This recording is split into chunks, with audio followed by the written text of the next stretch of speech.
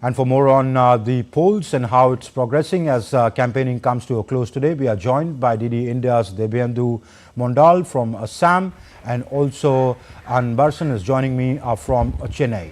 First to you, Debyendu, give us what the flavor on the last day of campaigning in Assam is where you are. Well, Amritpal, we are, of course, just few hours away from the campaigning, which, in fact, few hours away from the beginning of the mute period when no political parties will be allowed to campaign any further. This is as per the Model Code of Conduct rules of the Election Commission of India.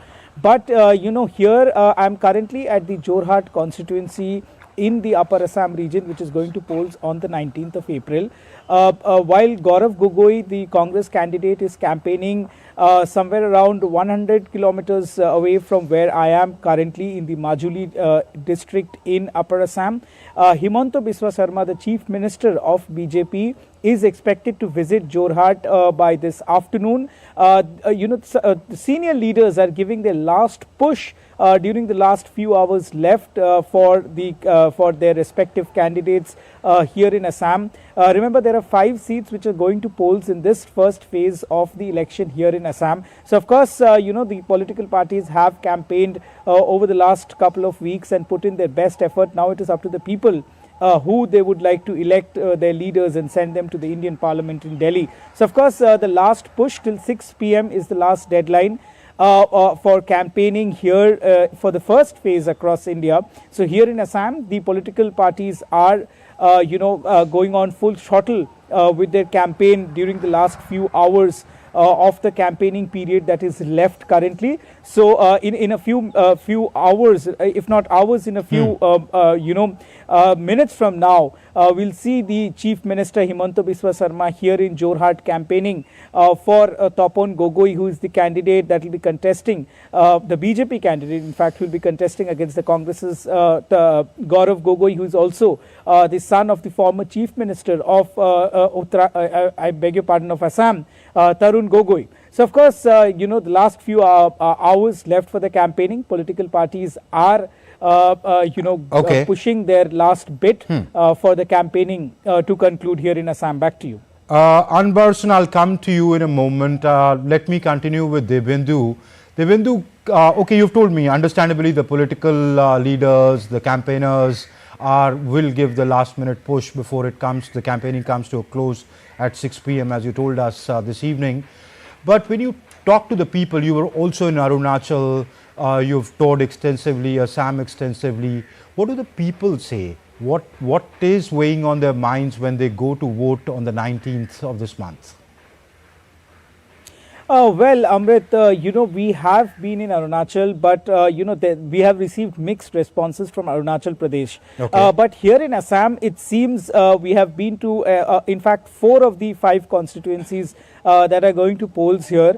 And it seems that the BJP here has an upper hand against the Congress. But having said this, there could be 2 seats interesting where the contest between the BJP and the Congress will be a tough contest, where this particular seat, the Jorhat constituency where I am currently, it is, as I said, Tarun Gogoi, the former Chief Minister's son, is contesting against Topon Gogoi of the BJP. So Gaurav Gogoi is a young leader. He is pretty famous here amongst the youth. I've been talking to a couple of youth since morning, since I'm in Jorhat since this morning. So the youth seems to be behind Gaurav Gogoi. But also, having said this, a lot of women voters seem to be with the BJP because of the fact that, they have received several of the schemes of the central government, such as the Swanidhi scheme, such as the PM Awas Yojana, cylinders, etc. So these schemes are, have reached the people here, even in the far-off northeastern region, and people seem to be happy with the fact that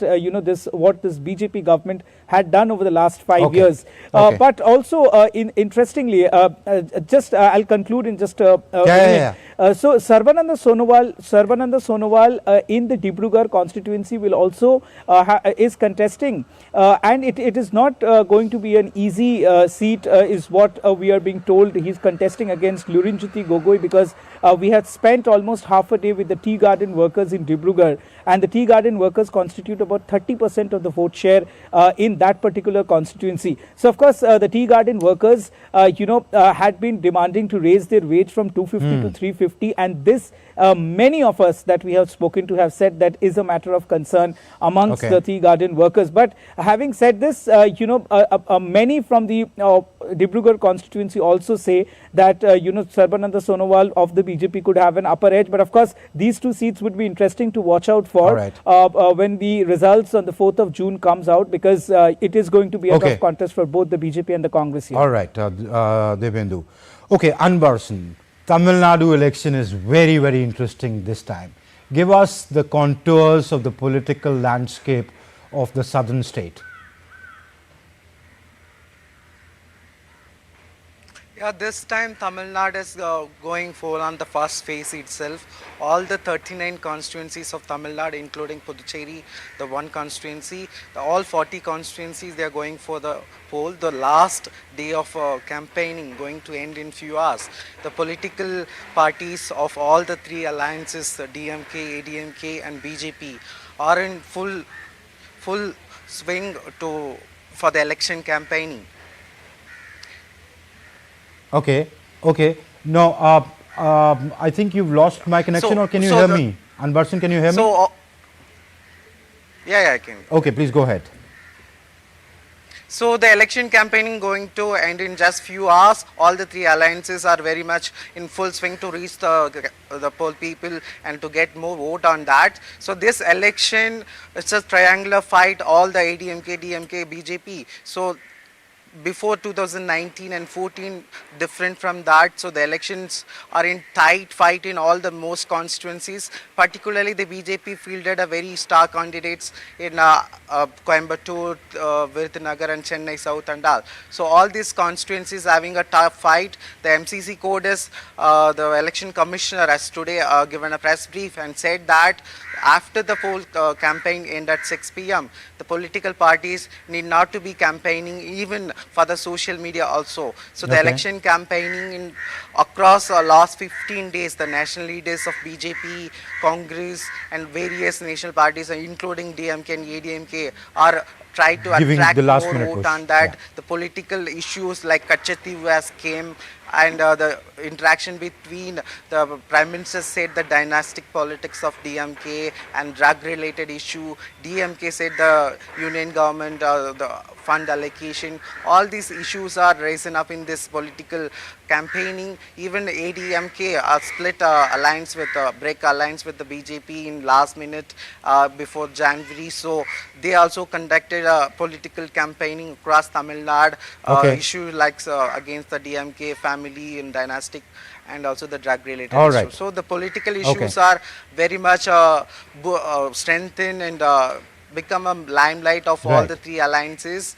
And these issues pertaining to the people of Tamil Nadu came up, and across national level various issues are rising up. The discussion on went on. So this political campaign going to end today, and all the 6 crore voters are going to poll on the April 19th.